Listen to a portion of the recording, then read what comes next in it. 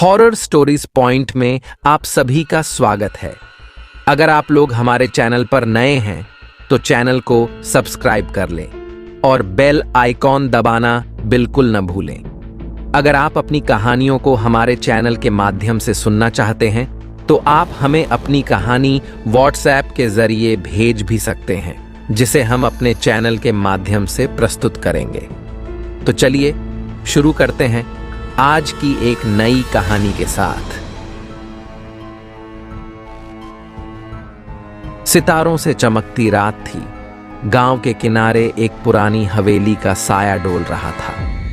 जिंदगी के शोर से दूर वहां एक अजीब माहौल बसा हुआ था, जिसने गांव वालों में भय और रहस्य की बातें फैला दी थीं। रात को उस गांव में हवेली में से किसी के चीखने की और रोने की बहुत तेज डरावनी आवाजें आती थीं, जैसे कोई मदद के लिए पुकारता हो। गांव के लोग उस रास्ते से जाने में भी डरने लगे थे।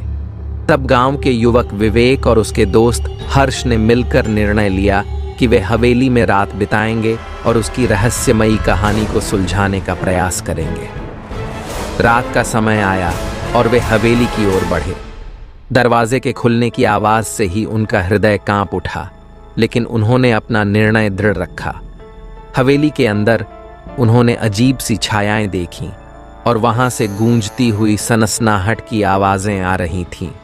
विवेक और हर्ष ने धीरे धीरे एक कमरे की ओर कदम बढ़ाए। वहां कुछ पुराने बर्तन पड़े थे। एक खिड़की से चांदनी की किरणें उन बर्तनों पर झिलमिला रही थीं।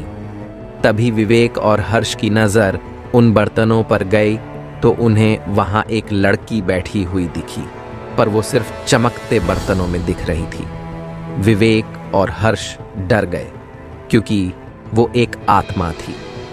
तुम कौन हो? विवेक ने डर के साथ सवाल किया। उन बर्तनों से आवाज आई, मैं एक विधवा महिला हूं जिसे यहां छोड़ दिया गया है। मेरा नाम मनीषा है।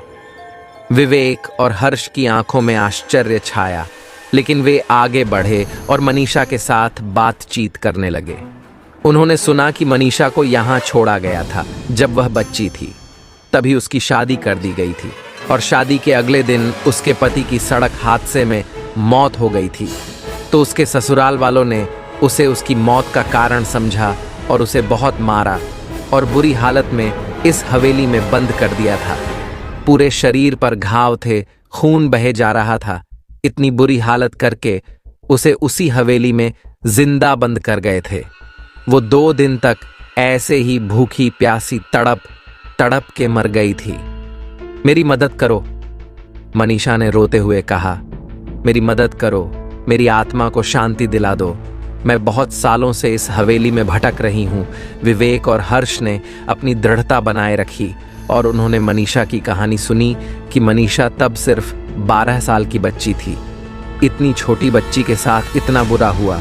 दोनों की आंखों में आंसू आ गए थे। उन्होंने उसकी आत्मा को शांति दिलाने की दिशा में मदद करने का निर्णय किया।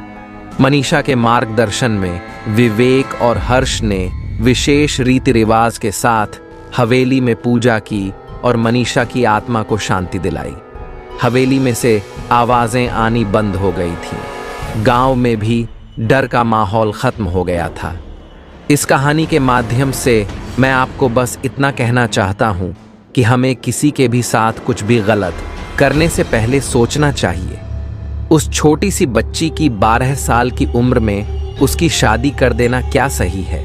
और उसके पति की मौत सड़क हादसे में हुई तो उसमें उस बच्ची का क्या दोष था जो उसके साथ इतना बुरा किया गया? इतनी उम्र की बच्चियों को तो शादी का मतलब भी नहीं पता होता है।